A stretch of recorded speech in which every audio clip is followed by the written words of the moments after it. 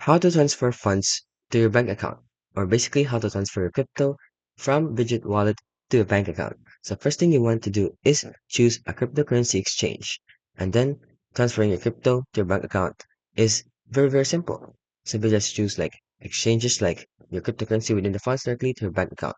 So after that, you will want to sell your crypto because you cannot transfer funds or do it because you don't have any money unless you sold your crypto. So once you have selected a cryptocurrency exchange, you'll need to sell it and then navigate to a trading platform.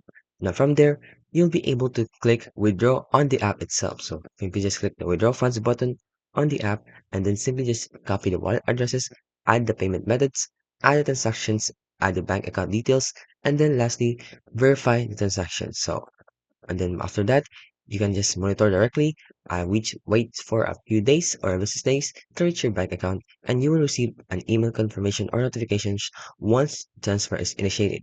So lastly, you can also monitor your bank account once you have made the transfer. You can check the bank account for any issues or delay, and or you can contact the exchange customer support for assistance. And that's how you can transfer funds from Budget to your bank account.